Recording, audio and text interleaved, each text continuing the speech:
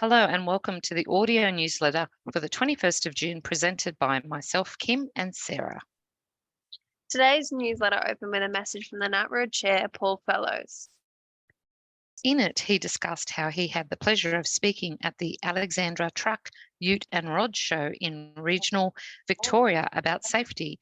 He was pleasantly surprised not only by the amount of interest in making our roads safer, but also the relatively young age of some of the drivers in attendance.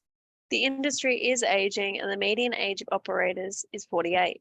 The advancing demographic of the workforce in the industry is one of the factors behind the ongoing shortage of drivers, with not many young people entering the industry. Thankfully, the people Mr. Fellows met in Alexandra were grounded, highly articulated, and passionate about driving. They are the future of the industry, and we are grateful that many NatRoad members go out of their way to cultivate young talent. Mr. Fellows also noted the upcoming conference in September and issued a challenge to employers who plan to attend to dig deep if your finances allow and sponsor a young operator to join you. Yes, it will be a social occasion, but it will also be an invaluable learning experience and investment in their future. Most of the sweeping changes to workplace laws legislated by the Albanese government came into force on 6th of June. Here's what you need to know about how they may affect your business. The new cooperative workplace bargaining stream allows employees from multiple workplaces to join an existing agreement. Employers and employees must agree to be covered, and this can be subject to a workplace vote. There are some exceptions, such as workplaces already covered by a supported bargaining authorisation or a single interest authorisation. Protected industrial action is not available under this stream, and disputes between employer and employees may be subject to conciliation and arbitration. Single interest bargaining allows two or more workplaces with common attributes, which the Fair Work Commission is empowered to determine, to bargain with the workforces on a collective basis. Previously, employers who were not franchisees and employee representatives had to gain ministerial authorisation. When employee bargaining representatives seek a bargaining authorisation covering a workplace with 50 employees or more, the onus is on the business to prove their operations are not reasonably similar to the other workplaces targeted by the authorisation. Employers with fewer than 20 employees will be exempt from this stream unless they determine otherwise. The Fair Work Commission may also exempt a business under certain circumstances. Protected industrial action is allowed under this stream, but only after conciliation and following an offer of 120 hours notice. The Better Off Overall test, or BOOT, establishes if workers will face better conditions on a new enterprise agreement compared to an underlying modern award, and changed on 6th of June. The Fair Work Commission now has the power to alter an agreement after it is lodged if it believes it no longer passes the BOOT.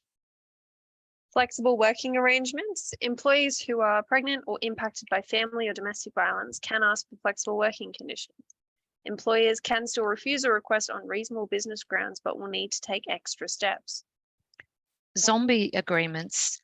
These are aging workplace agreements entered into before 2010 and will automatically expire on 7 December this year. As of the 6th of June, employers with so-called zombie agreements should have issued written advice to employees. The Secure Jobs Better Pay Act abolishes pay secrecy clauses barring employees from discussing their wages with others. Any such terms written to new contracts since 7 December 2022 cannot be enforced. Pay secrecy clauses included in contracts entered into before 7 December 2022 will remain active until such point as the contract is varied. Please note that this is only a summary, and NatRoad advisors can explain each of these changes in detail or answer any questions you may have. The NatRoad Shepparton Regional Forum on the 14th of June was a significant event for industry operators as a platform for them to discuss pressing issues and gain insights from industry leaders.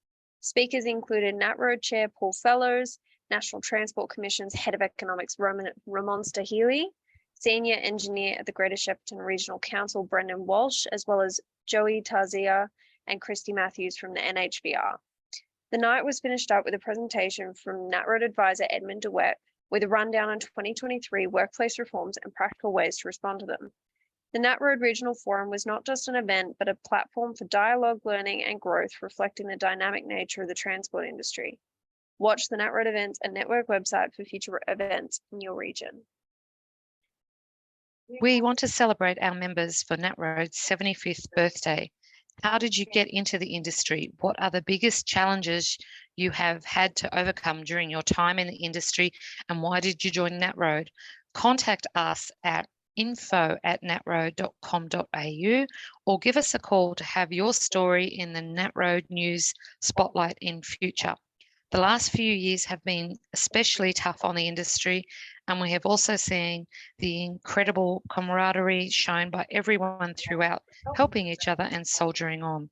In our newsletters, we will be putting the spotlight on a member and sharing their stories, because we wouldn't be here without you.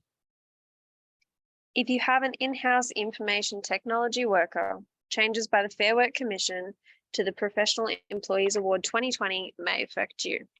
This award only requires employers to pay employees compensation for hours of work, which would ordinarily attract specific penalty rates or overtime pay in other industries.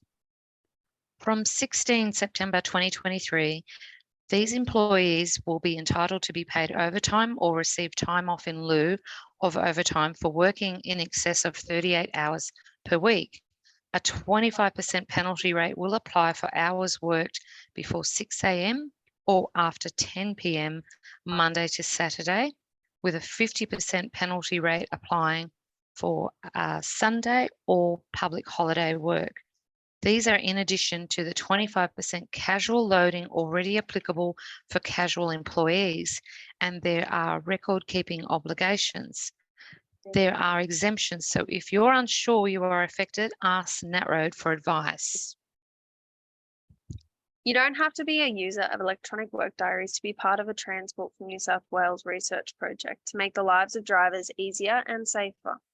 Operators and drivers are being asked to share their experiences and thoughts about EWDs via an online survey that will take less than 5 minutes. Check the link in your newsletter to give your opinion.